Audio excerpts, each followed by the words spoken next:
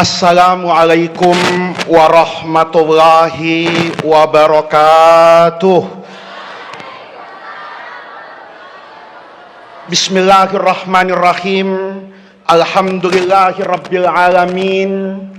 Wassalatu wassalamu ala asyrafil anbiya'i wal mursalin wa ala alihi wa sahbihi ajma'in. Amma ba'du. Keluarga besar Pondok Pesantren Raudhatul Ulum 2, Ibu Nyai, putra-putri, menantu, serta keluarga besar Kiai Qasim yang saya muliakan, para alim ulama, para asatidzah, para guru yang hadir, pejabat-pejabat pemerintah, dalam hal ini Bapak Bupati Kabupaten Malang, Bapak Wali Kota Malang. Ini saya baru pertama kali ceramah, Bupati sama Wali Kota itu datang. Saya tidak pernah, Pak. Tidak di Jawa, tidak di Sumatera, tidak di Kalimantan, itu punya porsi masing-masing. Kalau kabupaten, Pak Wali tidak datang. Kalau kota, Pak Bupati tidak datang. Ini rupanya pesantren yang banyak karomahnya, ya. Dan saya senang betul tadi Pak Bupati mendoakan Pak Kapolres untuk jadi Kapolri. Jadi nanti yang berdoa orang Kutukrejo, yang dapat barokahnya saya. Karena Kapolri tidak mungkin ada di Gondang Legi. Kapolri pasti di Jakarta. Ya, saya berdoa betul tadi. Amin, amin, amin. Biar Pak Bupati yang doa, biar Pak Bupati yang tahlilan, yang dapat berkatnya saya. Ya. Jadi Pak Danang jangan lupa nanti kalau sudah bintang 4, kita ketemu di Mabes Polri di Jakarta. Bapak Ibu, hadirin hadirat, anak-anakku, para santri yang saya banggakan, saya meneruskan saja dari apa yang disampaikan oleh Pak Bupati. Pak Bupati tadi cerita kalau gara-gara nyupirin Kiai Yahya jadi bupati. Tadi Pak Direktur cerita kalau beliau pernah melihat dua anaknya Kiai Sukron di era tahun 70 itu ikut ceramah di Ganjar. Saya tadi agak deg-degan ketika Gus bicara kayak begitu. Untung ceritanya bagus. Saya kemarin bulan Sya'ban itu hadir di pesantren Nurul Jadid di Paiton. Itu Kiai Zuhri cerita. Kata Kiai Zuhri, Gus Faiz, dulu abahnya Kiai Sukron itu tahun 80-an pernah ceramah di sini. Tahun 70-an, 80-an, saya lupa beliau nyebut tahun berapa. Itu ceramah di pondok ini, bawa anaknya satu, laki. Nakalnya luar biasa. Begitu saya ceramah, saya sampaikan kepada beliau, Kiai Zuhri, anaknya Kiai Sukron yang nakal di Nurul Jadid itu, ya sekarang ini yang ceramah ngasih mauidhah hasanah, kata saya. Ini penting saya ceritakan Bapak Ibu sekalian, karena terinspirasi dengan Pak Bupati tadi. Kiai Hamim ini saudara saya. Kayaknya beliau itu manggil saya Kiai berat lidahnya itu. Karena tahu nakalnya saya. Saya tadi agak curiga ya, karena saya itu diperlakukan kayak kiai. Beliau nunggu di depan pintu, saya dimanggakan agak nunduk, monggo. Saya yakin tidak ikhlas beliau ini. Ya. Kenapa? Tahu betul nakalnya saya, Pak. Anaknya Kiai Sukron itu, yang paling nakal itu saya. Tidak pernah hatam ngaji itu saya. Tapi jadi kiai, itu unik. Ya. Tidak pernah hatam ngaji, tapi jadi kiai. Kenapa? Karena yang disampaikan Pak Bupati tadi penting, Pak. Saya ini di antara anak Kiai Syukron, dulu masih kecil, itu yang tidak mau ngaji saya. Bahkan saya tidak pernah cita-cita di kiai. Karena buat saya jadi kiai itu ribet. Pergi kemana-mana, keringetan, duwe gak sepiro pak, cari wong Jawa. Ya, saya bilang, tidak enak jadi kiai. Saya tidak mau jadi kiai itu.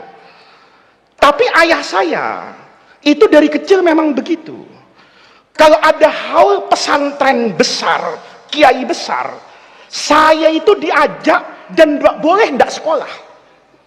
Kalau ada hataman setiap akhir Sya'ban, mulai dari pesantren Kerapia di Jogja, kemudian ke Peloso, kemudian ke Lerboyo, sampai di ujung timur di Kiai As'ad itu, saya selalu diajak. Jadi saya anak kiai yang tidak pernah hatam ngaji, gara-gara sering ikut hataman jadi kiai. Jadi kalau ada santri Raudhatul Ulum hatam ngaji tidak jadi kiai, itu namanya takdir. Jadi kalau Pak Bupati itu ngaji alfiyah di Indonesia dari 1 sampai 1000 hebat. Saya ini anak kiai yang lahir di Jakarta. Jadi ada bedanya dengan Gus Hamim. Gus Ganjar ini sami'na wa atokna. Tapi Gus Jakarta itu sami'na wa pikir-pikir. Dinasehati Gus Hamim tahulah, Kiai Hamim tahulah. Saya orang yang biasa dari kecil itu berdebat dengan ayah saya. Kiai Syukron Makmun itu tahun 70-80 itu singa podium di podium. Di depan saya tetap bapak saya. Saya berani berdiskusi, membantah. Kiai Hamim tahulah. Saya suka berantem dari kecil dengan ayah saya. Itu dalam banyak persoalan. Tapi saya ingat nasihat ayah saya satu dulu. Kata ayah saya gini, yang ini ndak usah berantem. Yang ini sami'na wa atokna. Apa itu? Kalau kamu saya ajak ke pesantren, ketemu dengan Kiai Yahya, saya masih ingat dulu. Ayah saya itu pernah bawa Kiai Muammar ZA. Itu acara di Ganjar, hujan-hujan. Kiai Muammar itu kalau baca Quran, itu lebih lama dari penceramah. 1 jam lebih beliau itu baca Quran. Saya masih ingat suasana itu. Itu hujan, orang tidak ada yang lari dari lapangan itu. Ayah saya dulu suka banget ngajak saya ke Kiai Mahrus, ngajak saya ke kiai-kiai. Sebelum berangkat, ayah saya itu didoktrin. Bahkan waktu kecil, saya itu diiming-imingi, dibujuk. Pokoknya nanti kalau nurut yang ini, besok kamu ke Blok M, minta apa saja saya kasih. Tapi yang ini jangan bantah. Apa? Kata ayah saya, besok kalau ketemu kiai, cium tangannya, tatap matanya. Kalau nanti kiai itu, saya tidak terlalu pinter bahasa Jawa, bahasa Madura juga sulit, karena saya ini orang yang tidak enak. Di Jakarta dianggap Madura, di Madura dianggap Jakarta. Jadi saya ini tidak jelas DNA-nya. Ya. Jadi kalau habaib itu kan masih enak, ada yang mengisbat, ada yang tidak mengisbat. Kalau saya itu tidak ada yang isbat. Di Madura dianggap orang Jakarta, di Jakarta dianggap kiai naturalisasi. Ya, jadi bukan cuma PSSI aja yang menaturalisasi, bahkan saya dinaturalisasi.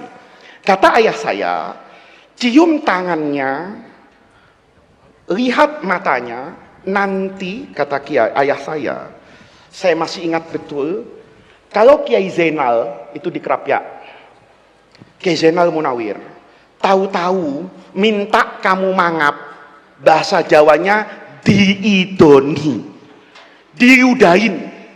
Kata bapak saya mangap. Itu buat Gus Jakarta berat pak. Ludah orang masuk ke mulut. Itu kalau zaman COVID, saya disuap sama Pak Wali Kota itu. Kenapa? Dropletnya parah betul itu. Masuk ke dalam itu. Tapi aneh, Pak. Saya yang suka membantah bapak saya. Untuk yang ini, enggak bantah saya. Kalau ketemu, saya cium tangan Kiai Mahrus dulu di Lirboyo, saya cium tangan Kiai As'ad, saya lihat matanya sesuai perintah bapak saya, kemudian kalau menawarkan mangap, maka mulut saya terbuka lebar untuk diludahi beliau-beliau itu. Dulu saya nggak ngerti soal-soal kayak begitu. Maklum Gus Jakarta, ya, itu ndak logik, itu ndak masuk nalar, ini ndak ada fisika dan biologinya. Hingga saya besar, saya duduk di kaki Mufti Agung Mesir Profesor Ali Jum'ah, hataman kitab Asy-Syama'il Al-Muhammadiyah di bulan Maulid Nabi. Kata Syekh Ali Jum'ah, nanti kalau saya sudah tutup buku ini, kalian maju ke saya, cium tangan saya, tatap mata saya. Kata Syekh Ali Jum'ah, bukan persoalan tangan ini, tapi tangan ini pernah bertemu dengan tangan. Kan gurunya, tangan ini bertemu dengan tangan, yang tangan ini bertemu dengan tangan, sambung menyambung antar tangan ini sampai kepada tangannya Rasulullah. Orang yang mencium tangan ulama itu berarti pernah mencium tangan, yang tangan ini bertemu dengan tangan, yang tangan ini bertemu dengan tangan sampai ke tangannya Rasulullah. Itulah yang namanya barokah guru. Kalau kamu lihat mata saya, kata Syekh Jum'ah dulu, maka kamu pernah melihat mata. Yang mata itu bertemu dengan mata, yang mata itu bertemu dengan mata, mata ini akan bersambung dengan mata yang pernah melihat malam Isra wal Mi'raj, mala ainun ra'at wala udhunun sami'at wala khatara fi qalbil bashar. Matanya Sayyidina Rasulullah. Itu barokahnya pesantren. Saya tidak tahu Kiai Qasim apa Kiai Khalili itu dulu mondoknya di mana. Tapi saya pasti tahu bahwa ilmu beliau itu pasti nyambung sampai Rasulullah.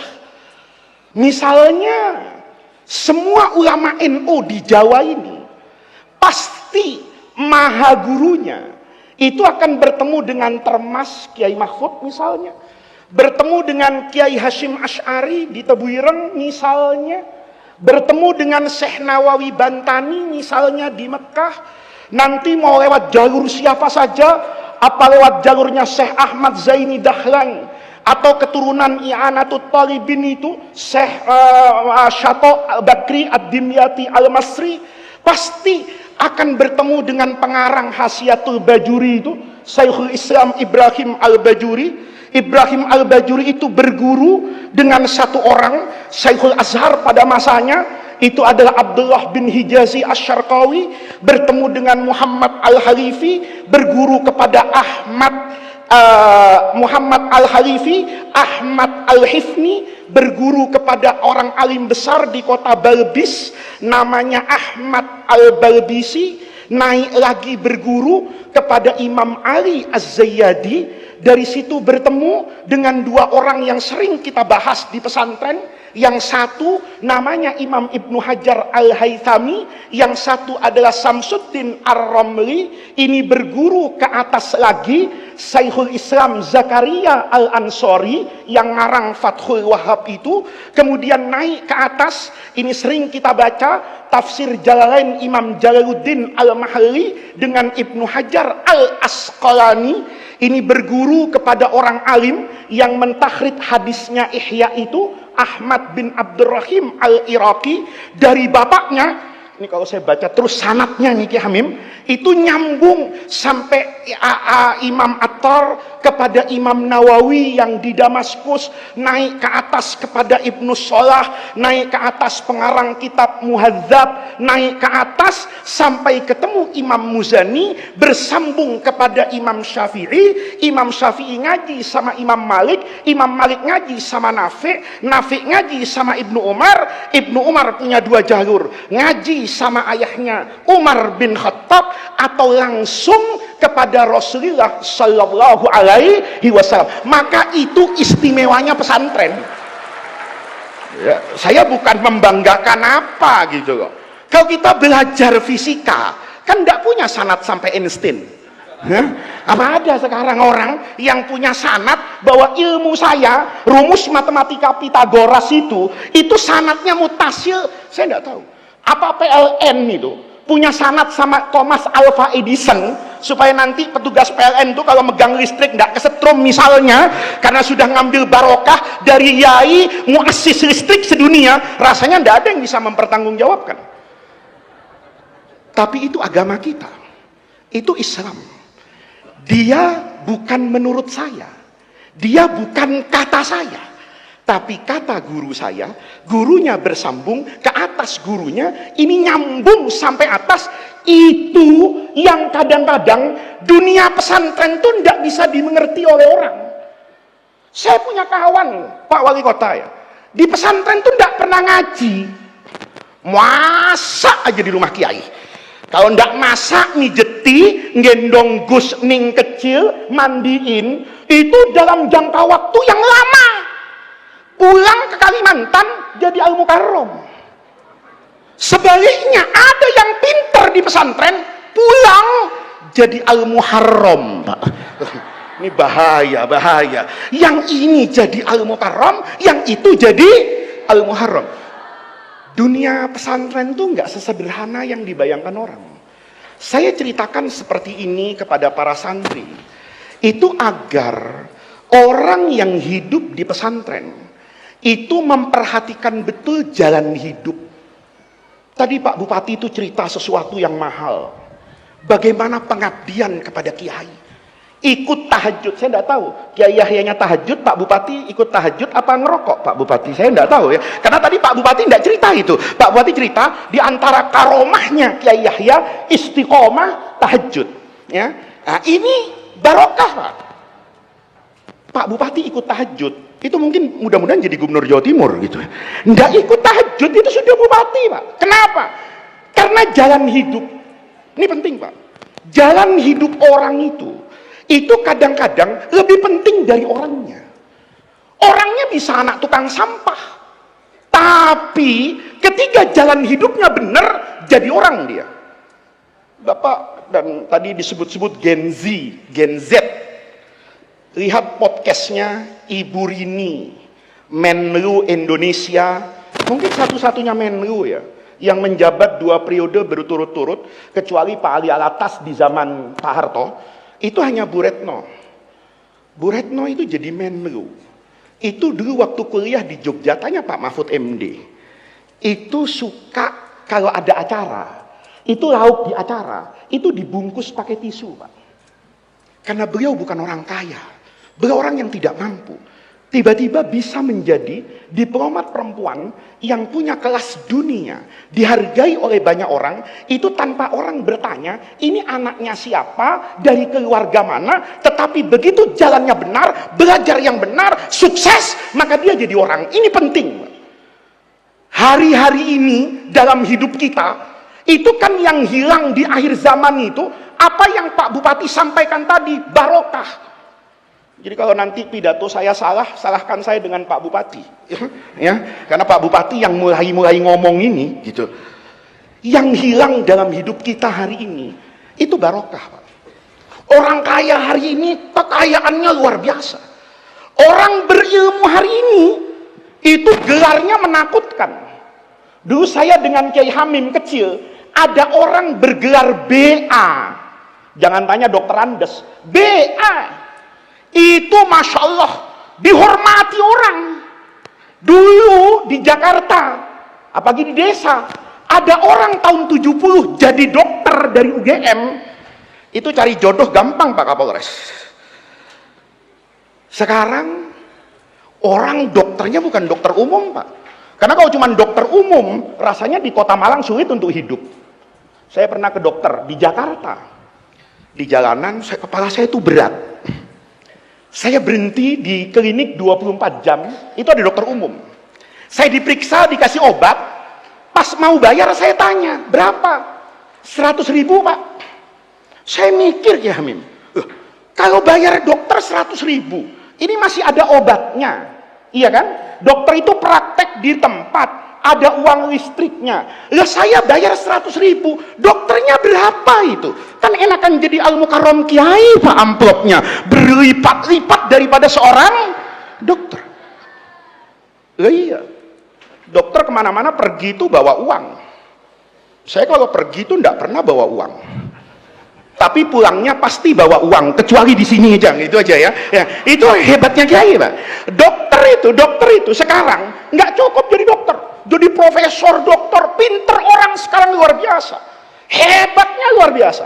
Malang Jakarta sekarang kayak main-main. Saya jam 7 pagi di Jakarta, itu pernah asar di rumah ibu saya di Singosari.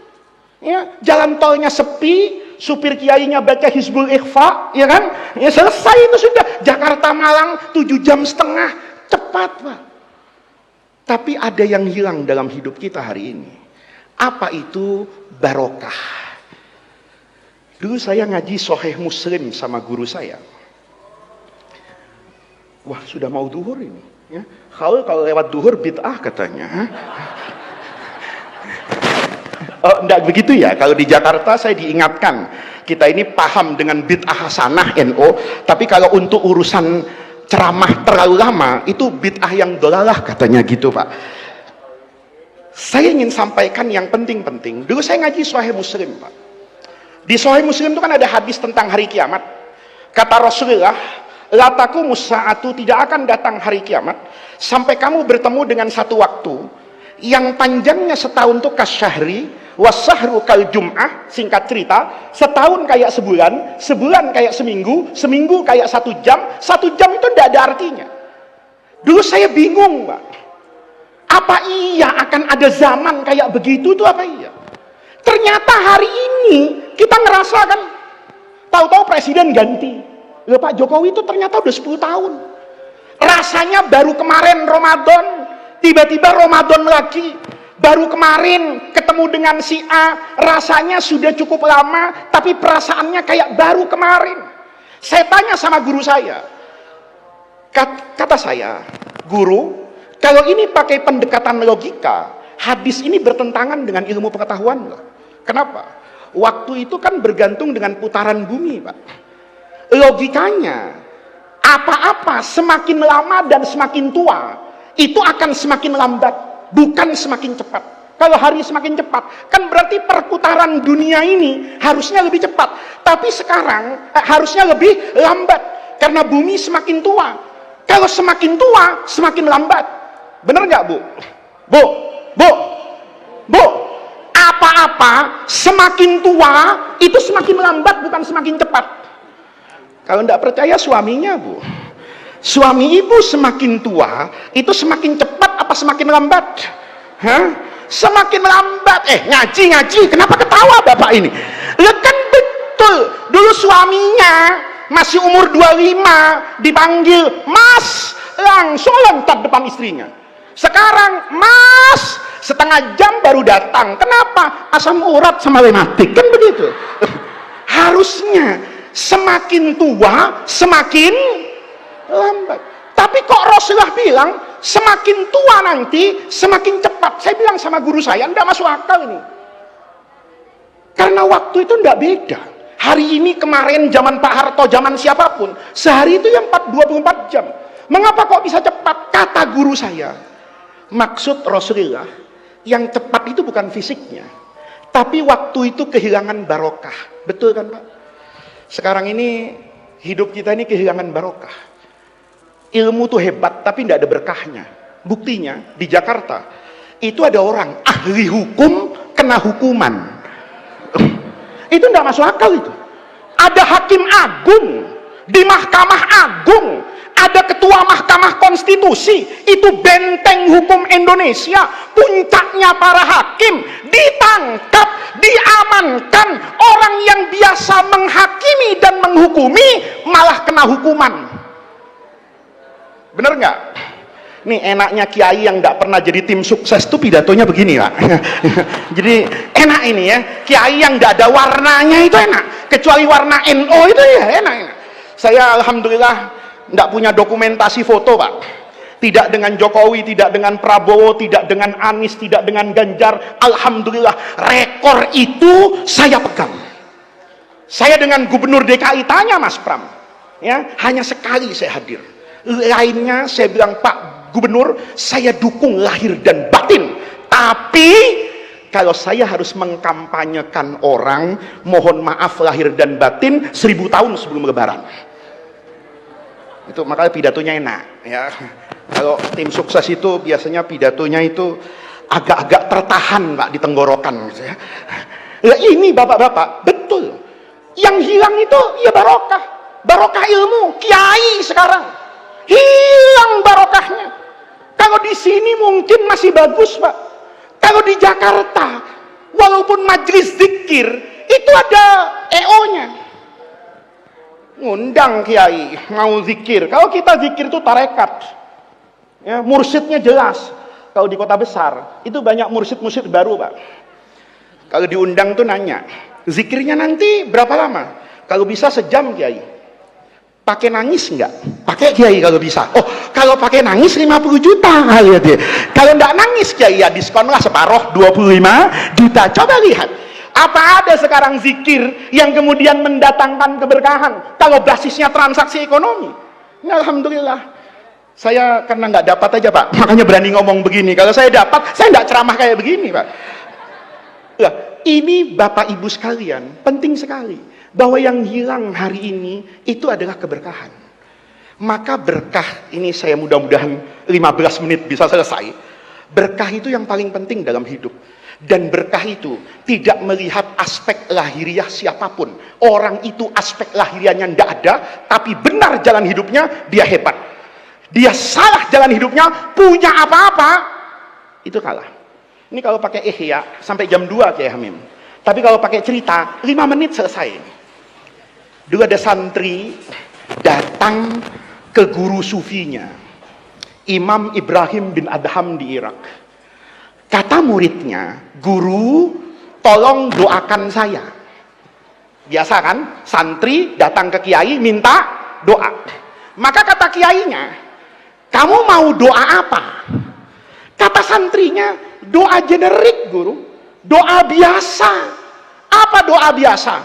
Kalau sakit minta sehat, kalau miskin minta kaya, kalau bodoh minta pintar, kalau janda, janda yang tidak punya pasangan itu doanya cuma satu Pak, Allahumma payu, Allahumma rabbi, Allahumma payu, Allahumma rabbi. Betul. Pak Wali, Pak Bupati, Pak Prabowo kemarin itu wiritannya yakin cuma satu, Allahumma menang, Allahumma jadi, Allahumma menang, Allahumma. Biasa itu. Kiai juga begitu doanya. Kata santrinya ya doa standar guru. Kalau saya miskin tolong doakan saya kaya, kalau saya bodoh doakan alim, kalau saya sakit doakan sehat. Kata Ibrahim bin Adham, salah nak. Doa itu bukan minta kaya, doa itu bukan minta hebat, doa itu minta barokah. Kata santrinya, saya tidak percaya barokah guru, karena nanti siang saya makan nasi. Kan tidak bisa Pak Wali kita makan barokah ya. Pintu tol tadi itu dari Surabaya ke Malang itu ternyata dibuka sama supirnya Kiai Hamim itu pakai e-money Bank Mandiri. Saya pikir tadi pakai sholawat Fatih ya. Mungkin Allahumma sholli ala Sayyidina Muhammadin al-Fatih, terus gerbang tol kebuka gitu. Enggak, yang bisa buka gerbang tol itu ya e-money-nya Bank Mandiri. Kata muridnya kayak gini, guru saya tidak butuh berkah, saya butuh kaya, saya butuh pangkat, saya butuh jabatan, saya butuh ilmu. Kata gurunya, jangan nak, hidup itu yang paling penting barakah. Kata muridnya, apa buktinya guru? Nih, tidak pakai ngajinya, tidak pakai kitab ini. Kata Ibrahim bin Adham, nak, kalau kamu mau tahu dahsyatnya barokah, lihat dua makhluk ciptaan Allah. Kamu lihat ini dengan baik dan benar, maka kamu nanti hidupmu akan penuh dengan kebaikan. Kata santrinya, apa yang harus saya lihat guru? Kata gurunya, lihat dua makhluk ciptaan Allah. Satunya kambing, satunya anjing. Ini enak, karena di Ganjar ada anjing banyak, kambing juga banyak. Kata muridnya, apa yang harus saya lihat guru? Kata gurunya, coba kamu perhatikan yang pertama. Kalau anjing perempuan dengan kambing perempuan hamil, punya anak, waktu melahirkan, banyakan anaknya anjing apa anaknya kambing? Anaknya anjing apa anaknya kambing? Anaknya anjing. Kambing itu anaknya paling banyak 2, kadang-kadang 1. Tapi anjing kalau punya anak itu bisa 5, bisa 6 ekor. Ingat, waktu lahir jumlahnya banyakan anjing. Kata Ibrahim bin Adham, yang kedua coba kamu lihat nak. Setelah lahir, hidup besar, kalau seandainya anjing dengan kambing, itu ada dukcapilnya. Wajib punya nomor induk kependudukan hewan. Ya. Semua anjing, semua kambing wajib punya KTP. Bahasa kerennya, ternyata populasinya, jumlahnya, itu lebih banyak kambing daripada anjing. Padahal waktu lahir lebih banyak anjing. Tapi setelah besar, aneh. Yang lahirnya banyak jadi sedikit, yang lahirnya sedikit jadi banyak. Kata gurunya, bukankah itu berkah nak? Iya ya guru. Kata gurunya bukan cuma itu. Yang terakhir coba kamu perhatikan. Unik. Anjing itu lahirnya banyak, tapi tidak mati-mati karena tidak dimakan. Kambing itu lahirnya banyak, tiap hari mati. Ayo coba lihat di Malang ini. Setiap hari yang mati banyakan anjing apa kambing? Kambing. Buktinya pesantren Raudhatul Ulum ini bikin haul. Yang mati kambing, bukan anjing. Buktinya apa? Saya masuk ke rumah Kiai Hamim tadi sama Pak Wali Kota dan Pak Bupati. Kita disediakan nasi mandi kambing. Saya belum pernah datang haul atau maulid, panitia bilang, Gus, kali ini masakannya sangat istimewa, kami bikin nasi mandi anjing dada. Semuanya kambing. Coba lihat ini. Hari raya Idul Adha, begitu masuk awal Dzulhijjah, itu kambing galau. Anjing tenang. Ada ibu-ibu nih, hamil di Malang. Apalagi hamilnya besar. Kata anjing, Masya Allah, ini ibu perutnya besar sekali nih.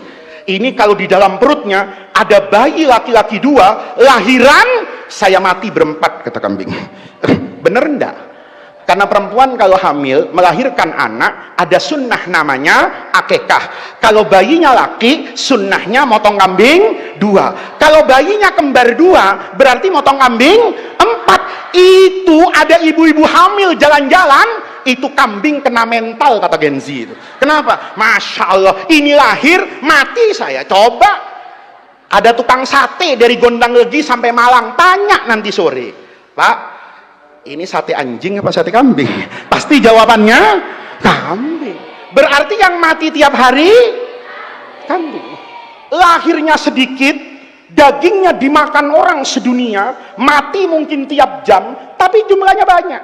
Sementara anjing itu lahirnya banyak, dagingnya tidak dikonsumsi oleh mayoritas orang di dunia. Anehnya jumlah populasinya itu tidak pernah, kata dokter hewan, melebihi dari 1/4-nya kambing.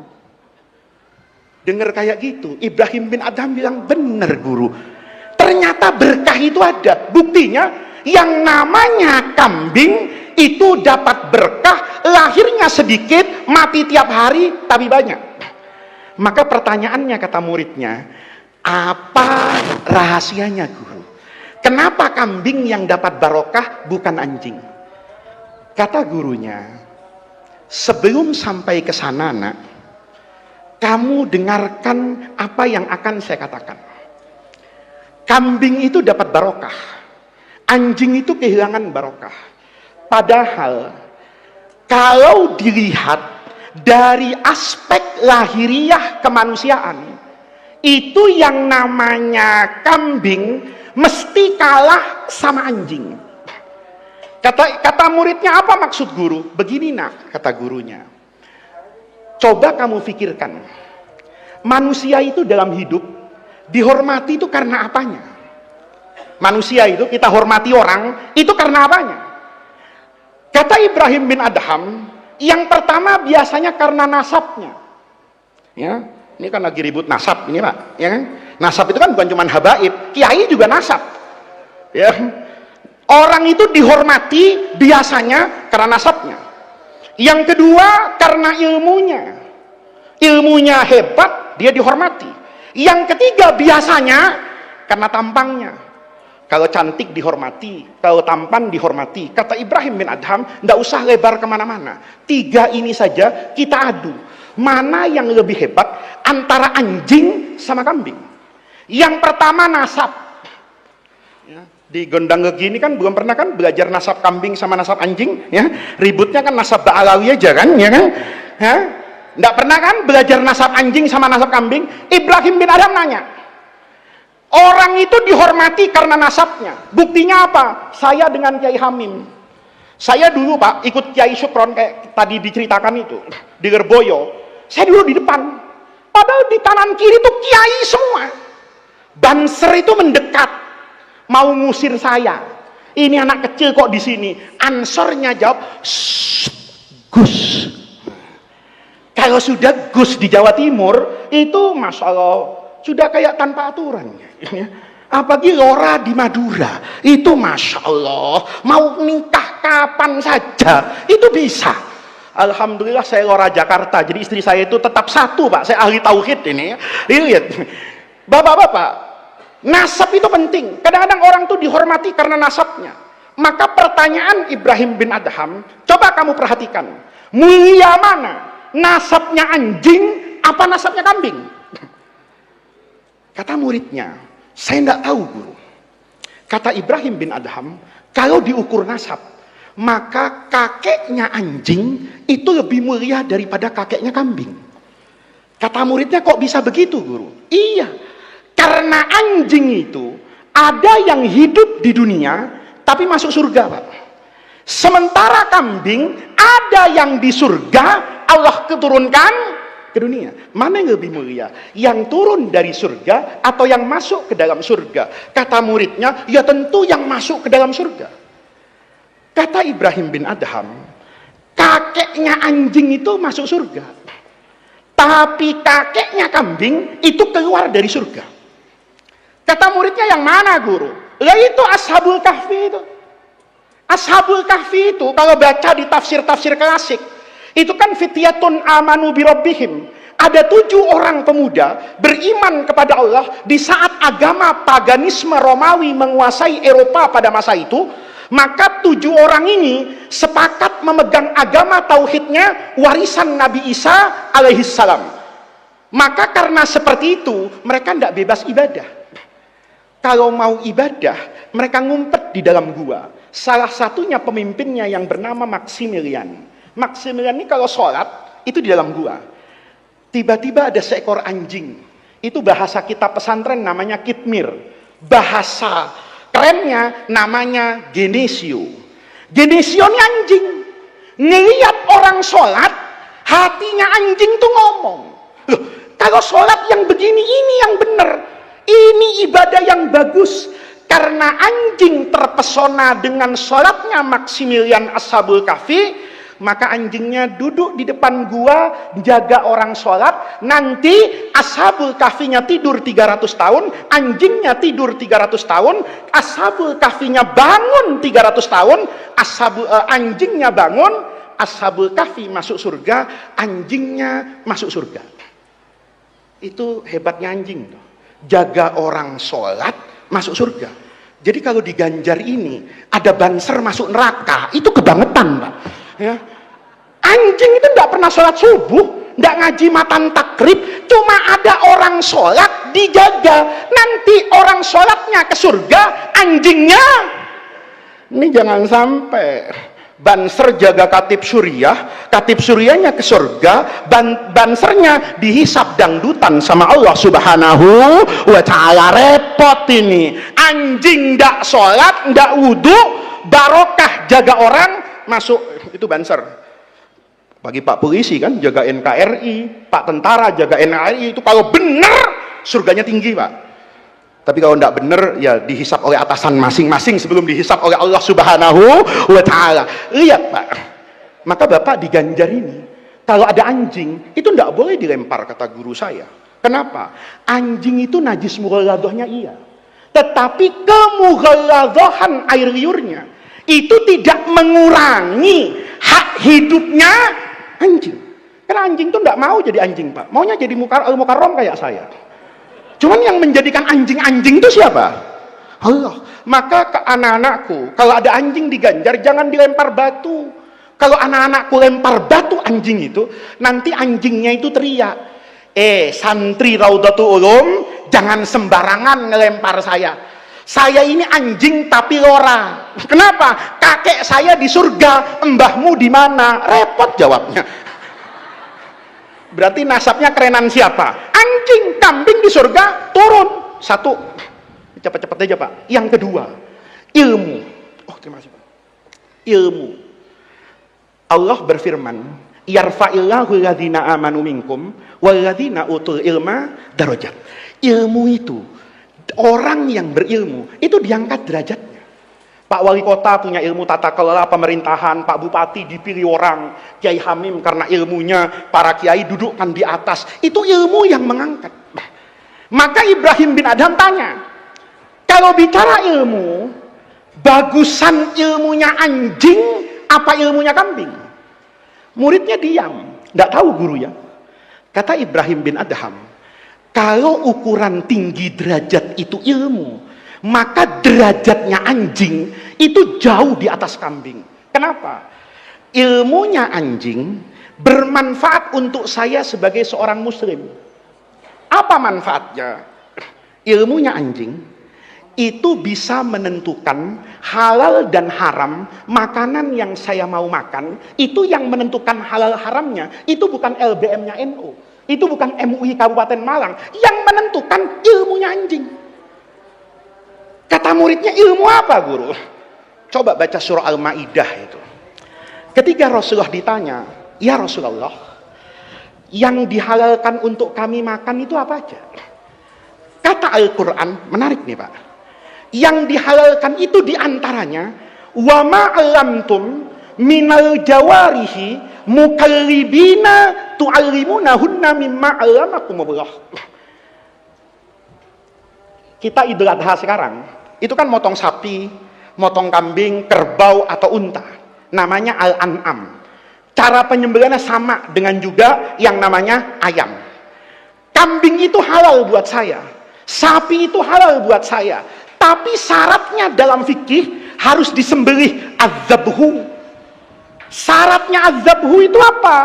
Alatnya tajam. Tajamnya apa? Nggak ngatur fikih. Mau pakai pisau dari besi boleh. Mau pakai pisau dari bambu, asal tajam, memotong leher boleh. Untuk ayam, pakai benang yang tajam juga boleh. Bahan bakunya bebas kata fikih. Satu yang haram, kalau bahan bakunya tulang. Ini dalam fikih mazhab yang 4, kalau ada tulang, misalnya gadingnya gajah, bapak potong, bapak asah, tajam, bapak pakai motong kambing, kambingnya haram dimakan. Kenapa? Karena alat zabhinya, cara memotongnya memakai tulang. Tapi anehnya dalam fikih, tulang apapun haram untuk memotong, dia bisa digantikan fungsi pisau ini oleh giginya anjing. Jadi kalau ada binatang kayak di NTB, itu ada kijang Pak, di hutan. Itu larinya kenceng banget. Saya tidak mungkin tangkap ini, tapi saya mau makan, maka boleh menggunakan anjing pemburu itu. Anjing pemburu itu kan sederhana Pak. Kalau Bapak ada binatang yang larinya kenceng atau besar, Bapak tidak bisa tangkap, maka cukup Bapak ambil anjing nih. Ya. Anjing itu dipukul pahanya, bismillahirrahmanirrahim, lari, dia gigit, itu nanti bekas gigitannya itu sama dengan menyembelih. Tapi syaratnya anjingnya punya ilmu yang disebut dalam Al-Quran mukallibina. Anjing itu kalbun. Tapi kalau punya ilmu, dimasdarkan oleh Allah, mukallibina, karena keilmuannya anjing. Saya waktu baca ayat ini, di Jakarta kebetulan Pak Wali Kota, di Cilandak itu, daerah elit itu, saya pernah lihat, ada Alphard lewat, anjing turun. Ada Innova lewat, anjing turun. Saya pikir-pikir tempat apa ini? Maka saya datang, Pak Polisi tidak kaget kalau saya ceramah ini. Begitu saya tanya sama security, Pak, ini tempat apa? Ini sekolahnya anjing, Pak. Loh, anjing ada sekolahnya? Ada, Bapak kurang piknik, katanya. Anjing ada sekolahnya, Pak, katanya. Karena penasaran, saya tanya, kalau anjing saya masuk sekolah ini, bisa apa, Pak? Kata security-nya, daripada Bapak penasaran, saya panggilkan gurunya anjing. Dipanggil Pak Al-Mukarram, gurunya anjing ini. Pakai jas, pakai dasi, pakai sneaker Nike yang harganya 5 juta itu. Ya. Gagah betul, saya sarungan. Tapi tidak apa-apa, walaupun sarungan, murid saya orang. Daripada pakai dasi, muridnya anjing. Datang ini, gurunya anjing ini. Begitu datang saya tanya, Pak, Bapak ngajar anjing? Iya, memang anjing bisa diajarin, Pak. Bisa, Pak Ustadz, katanya. Anjing kalau diajarin pinter. Pinter apa, Pak? Gimana nyuruhnya? Karena ngeliat saya pakai peci, gurunya anjing ngomong begini. Bapak orang muslim kan? Di antara anjing yang boleh dimiliki oleh orang muslim, itu anjing yang digunakan untuk berburu menjaga rumah. Maka kami di sini itu mengajarkan anjing-anjing untuk itu. Saya bilang, gimana cara ngajarnya, Pak? Bahasa apa? Tiba-tiba kata orang ini, anjing itu, Pak, bisa disuruh-suruh. Gimana nyuruh-nyuruhnya? Pakai bahasa isyarat. Gimana bahasanya? Ini diajarin. Sayangnya di sini nggak ada anjing. Ya. Kalau di sini ada anjing, ini hukum hadisnya mutasil nih, Pak. Ya. Dari Sayhul Anjingin ini ya. Ini gurunya bilang gini, Bapak kalau mau nyuruh anjing, contohnya berburu. Itu mudah, Pak. Bapak ambil gambarnya anjing atau lihatkan anjing. Bapak ambil gambarnya misalnya rusa. Ya, Bapak mau nyuruh anjing ini berburu rusa. Angkat 2 jari Bapak. Ini waktu pilpres kemarin saya tidak berani ceramah ini, Pak Bupati. Karena kalau udah 2 jari ini dianggap saya membela sesuatu nih. Jadi saya baru pidato lagi sekarang ini pakai 2 jari ini. Ambil 2 jari Bapak. Terus tunjuk mata Bapak. Terus tunjuk matanya anjing. Ini sayangnya anjingnya tidak ada. Apa ada santri yang mau jadi relawan jadi anjing di sini? Ya, begini, begini. Terus kalau Bapak mau nyuruh nangkap kambing, kambingnya tunjuk, Pak. Kalau tidak kelihatan, bisa pakai visual, gambar atau di HP. Begini, tunjuk. Nanti anjing itu kepalanya gerak-gerak. Kalau sudah gerak-gerak, dia bersuara nanti, gup. Saya tanya, kalau sudah gup, artinya apa? Gup itu, Pak, bahasa Arabnya afahimtu. Ya? Bahasa Indonesianya paham. Oh, jadi kalau anjing itu sudah gup, dalam fikih, tinggal saya pegang paha belakangnya, saya baca Bismillahirrahmanirrahim, anjingnya lari. Begitu lari, kambingnya diterkam, Pak, sampai mati. Nanti kalau sudah mati, dia teriak lagi, guk, guk, guk. Saya tanya, artinya apa, Pak, itu? Beres, bos. Alhamdulillah saya punya belajar bahasa anjing ini ya. Oh, beres, bos. Oh, jadi kalau guk, guk, guk 3 kali itu beres, bos. Iya, katanya. Lihat, kambingnya halal apa haram?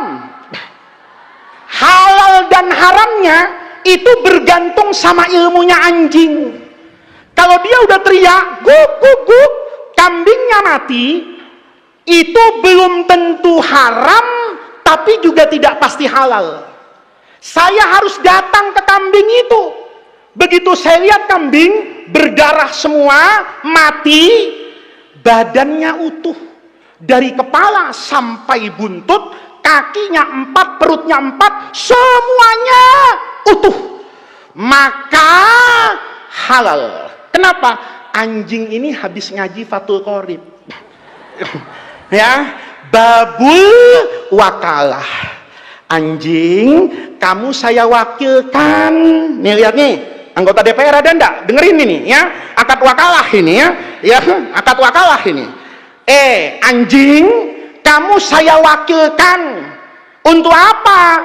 untuk membunuh kambing itu. Kambing itu punya saya. Kamu tugasnya cuma membunuh. Gop, paham?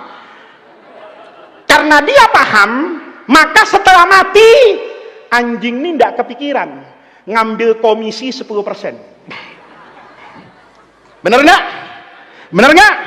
Kalau utuh anjing itu tidak makan apapun, hukumnya halal. Kenapa? Dia ngerti namanya amanah. Ini anjing tahu kambing punya majikan saya. Saya dengar kayak gitu, Pak.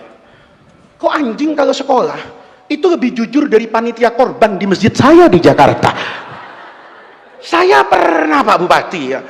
Saya kalau khutbah Idul Adha itu kalau di Jakarta tidak mau. Kemarin menghormati Pak Wali Kota, saya khotib di Masjid Jami Malang. Saya kalau di Jakarta tidak pernah jadi khotib, Pak. Jadi setelah sholat itu masjid nyari saya, Gus, jangan pulang dulu. Ada apa? Ini periksa kambing-kambing yang dipotong sama sapi ini udah bener nggak secara fikih? Onjeh. Ada satu masjid, Pak, kambingnya banyak, ada 150 ekor ada. Saya disuruh meriksa satu-satu, bener. Sampai di tengah ada satu kambing, kakinya cuma 3, paha belakangnya itu hilang 1. Saya panggil ketua masjidnya, sini, ini ndak sah, kambing cacat kok dijadikan korban. Kata ketua masjid, ndak ada yang cacat, Gus, semua kambing kemarin kakinya 4. Begitu dicari-cari, satu paha ngumpet di bawah beduk. Siapa yang ngumpetin biasanya?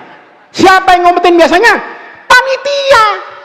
Sibuk motong kambing, ndak banyak orang lihat, seset paha 1, umpetin dulu di bawah beduk. Nanti habis duhur, orang sudah repot kemana-mana, pahanya dibawa pulang.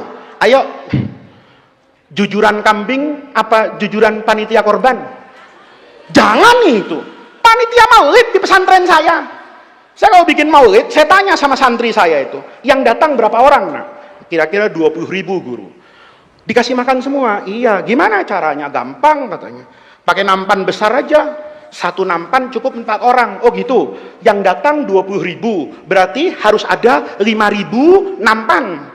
Gimana cara nyimpennya? Gampang, guru. Kata dia ke saya, kan kelas ada 100. Satu kelas taruh 50 nampan. Kalau ada 100 kelas kan 5.000 nampan. Satu nampan 4 orang, cukup untuk 20.000. Oh bagus, kata saya. Nanti kalau Habib Ali Kuitang sudah talqin zikir tradisi NU di Jakarta, habaib baca doa, ya, itu NU asli, ya. Habaib baca doa ditalqin zikirnya, itu nampan dikeluarin, Pak. Nampan keluar semua. Makan, santri saya yang jaga itu diem. Saya panggil, sini nak, kamu sudah makan? Sudah, nggak usah guru. Saya sudah menjalankan tugas. Kamu sudah makan belum? Ayo makan sama saya di rumah. Santri saya nolak, Pak. Nggak usah Gus. Biar tamu-tamu makan semua. Saya nggak usah dipikirin. Saya asalnya senang, Pak. Kenapa? Oh, ini santri yang ngerti hadis Nabi. Man kana yu'minu billahi wal yaumil akhir falyukrim dhaifahu. Hormati tamu baru dirinya. Maka bapak-bapak yang KTP-nya Malang Kota atau Malang Kabupaten, setelah acara ini jangan makan sebelum saya makan. Ya. Karena bapak-bapak itu orang sini, saya tamu. Jadi kalau saya belum kenyang, mohon maaf Pak Bupati ya, Pak Bupati jangan kenyang duluan, saya tamu. Saya seneng banget ngelihat santri saya kayak gitu. Tapi seneng saya cuma 5 menit. Tahu-tahu temennya datang ke saya, Gus, tadi yang itu disuruh makan enggak mau. Enggak mau, kata saya. Bagus kan, hormati tamu.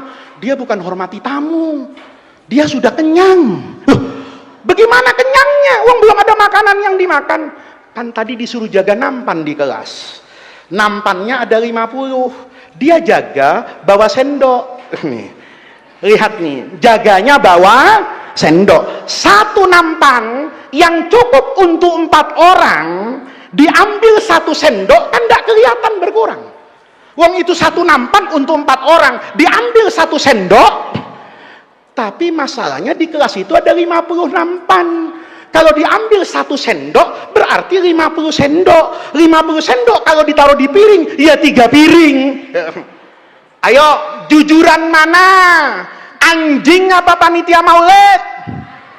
Maka saya usul sama pemerintah, Kalau masih ada pejabat negara yang nggak tahu kalau APBN itu untuk rakyat, sebaiknya sekolah di sekolahnya anjing, karena anjing sekolah tahu mana punya dia, mana punya orang.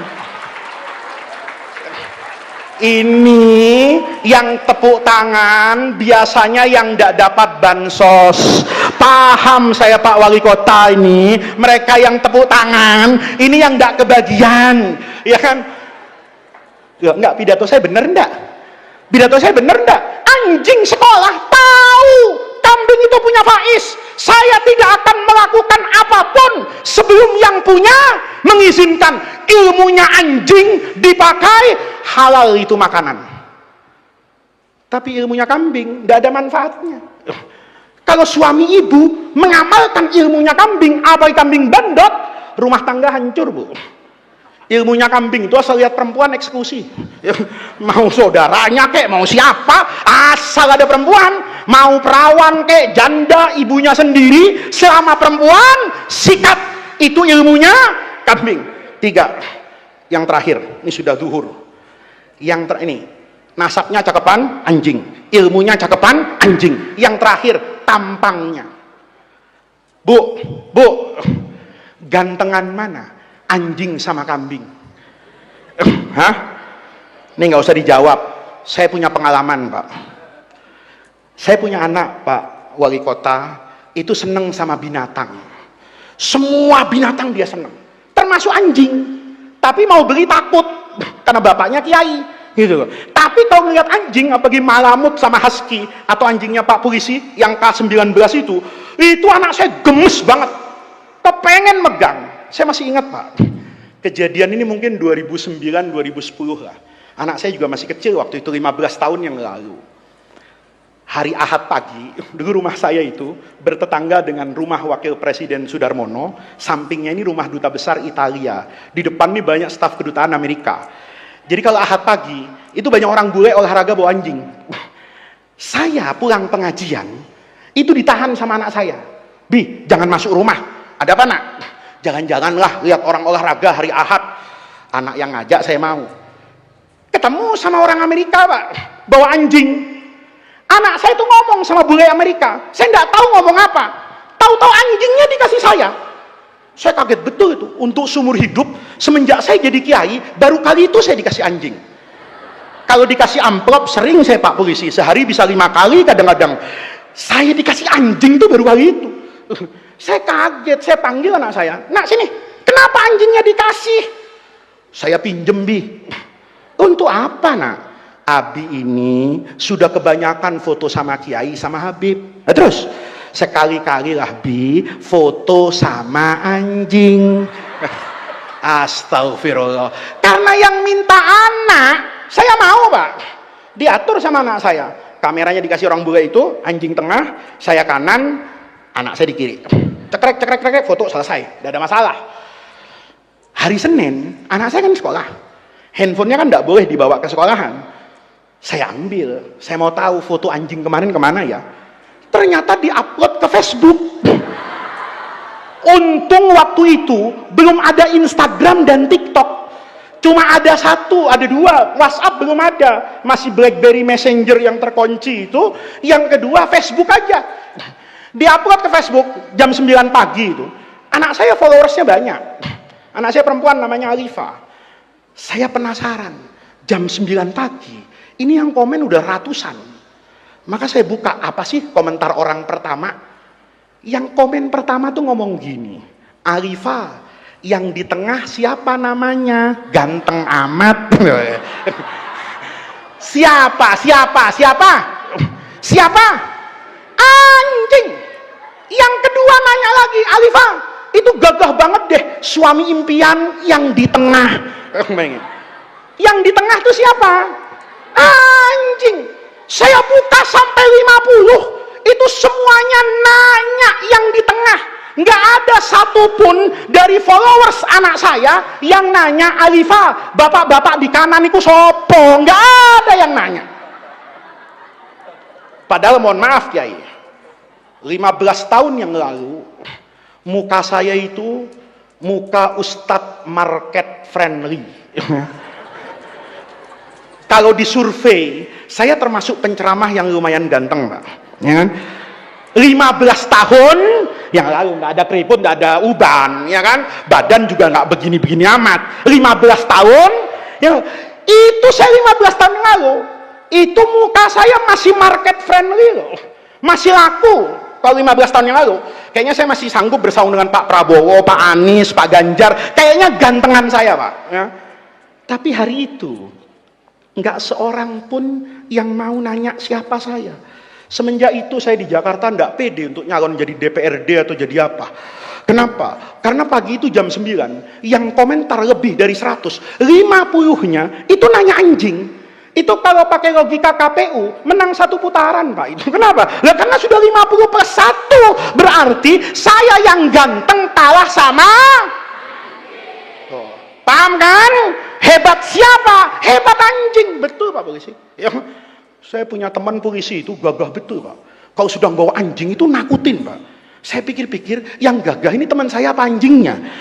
Ternyata anjing itu kalau gagah, ganteng itu luar biasa, Pak. Maka, ini yang terakhir, Romo Kiai Miftahul Ahyar sudah datang, 2 menit saya selesai. Pelajarannya hari ini. Bu, pidatonya intinya ini. Ya, jangan sampai nanti Bapak Ibu pulang, ini ceramah, ngaji apa kok sampai jam 12? Anjing, gua repot itu ya.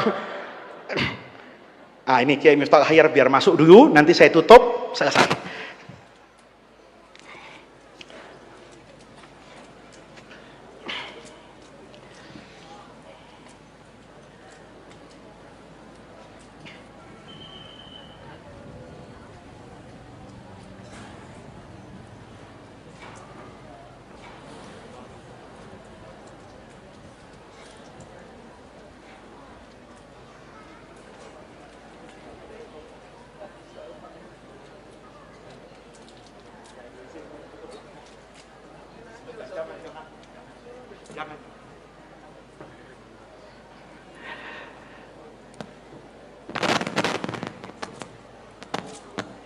Jadi Bapak Ibu, kita lanjutkan pada penutupnya ini. Dari yang saya sampaikan tadi, berarti secara nasab anjing bagus, secara ilmu anjing bagus, secara tampang fisik anjing menang. Maka santrinya ini nanya sama Kiai, kalau anjing yang menang segala-galanya dari aspek lahiriah, kenapa yang dapat barokah itu kambing? Ibrahim bin Adham jawab, anjing itu kalah segala-galanya, kambing itu kalah segala-galanya, anjing itu menang segala-galanya. Tapi kenapa yang dapat barokah kambing? Kata Ibrahim bin Adham sufi besar ini, karena kambing jalannya benar, sementara anjing jalannya salah. Kata muridnya, apa bedanya guru? Rasanya binatang jalannya sama. Kata gurunya, beda nak. Kambing itu sebandot-bandotnya bandot, ya. Senakal-nakalnya kambing itu kalau maghrib pulang. Ini sebelum ceramah ini saya sudah tanya sama pakarnya kambing di Tangerang itu. Saya punya teman juragan kambing, saya tanya, bener kambingmu kalau maghrib itu pulang? Betul, paling malam isya. Saya tanya, kalau di tengah jalan ketemu kambing perempuan cantik, dieksekusi enggak? Enggak katanya. Kalau sudah maghrib, paling diingat saja kandangnya di mana, besok pagi baru didatangi. Tapi kalau sudah maghrib, semua kambing pulang. Saya tanya, ngapain? Tidur. Jadi kambing itu Pak, maghrib pulang, isya pulang, masuk kandang, tidur.